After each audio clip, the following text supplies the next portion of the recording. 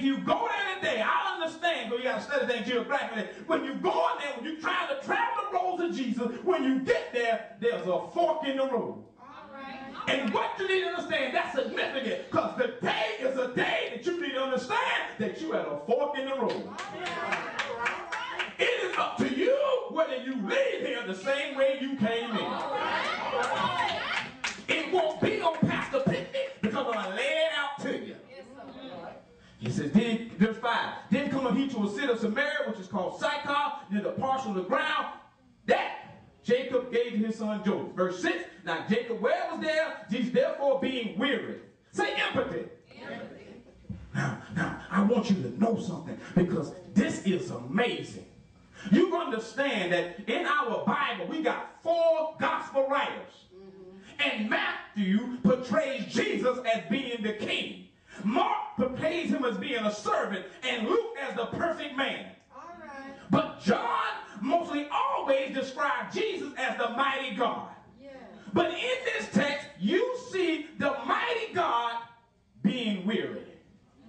Oh, you got, look at verse 6, look at verse 6. Now Jacob well was there, Jesus therefore being what? Wearied with his what? Journey. Now wait a minute, this is God. All right now. Y'all missing this. Now, come on. This is God. It's saying tired. But what you need to understand, it wasn't, Jesus didn't do this for himself. All right. Jesus became weary with his journey because he knows there's a lot of us are weary from our journey. A lot of us in here are tired. Y'all not talking to me. I'm going to preach it anyhow. You see, there are some things in our life that need to change. And some of us in here, we got some messed up finances. We got some messed up relationships. We got some messed up commitment. We got some messed up decisions. We got a messed up soul salvation. We got a messed up emotion. And we got some messed up addiction. And if you the same way, when you leave here, it's your fault. Because I'm going to preach this thing to you. There's empathy. God emptied himself. You remember Christmas, Emmanuel? Means God with us. God put himself in the flesh. And here's Jesus. He said he's weary. And he comes to this well. And he has to stop and rest. Because he's tired. But he didn't do it for himself. He did it because he had an appointment with us.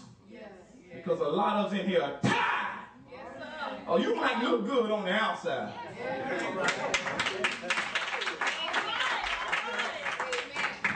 But you're tired.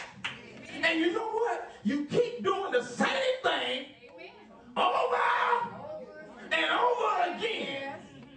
Good God Almighty. And you expecting different results. Come on, all right.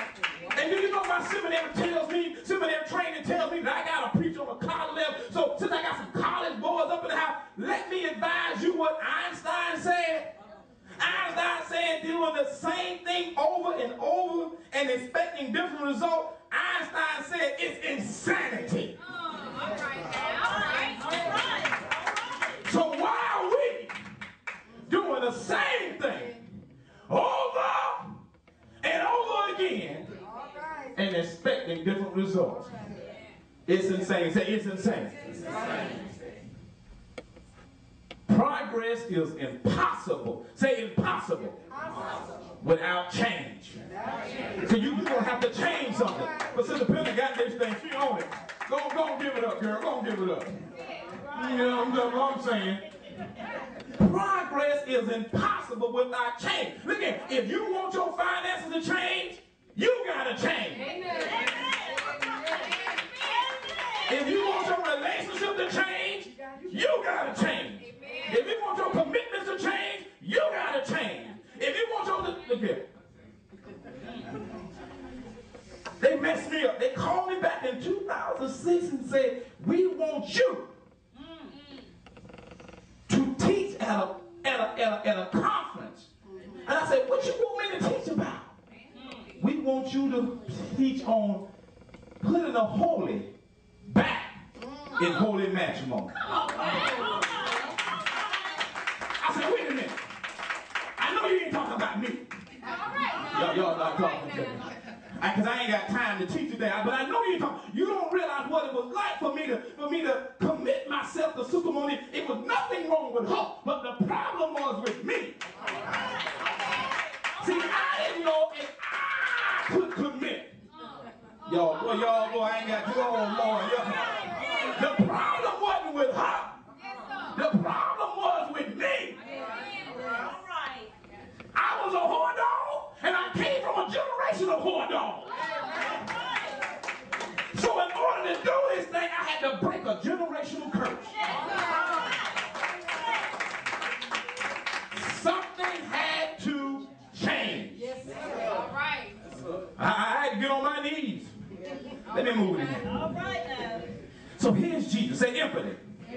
Empathy. Well, here's Jesus. It says that he was wearied and tired from his journey. Now, what you need to understand, this thing is powerful. Because, see, sympathy is feeling sorry for someone. All right. But empathy involves identifying strongly with.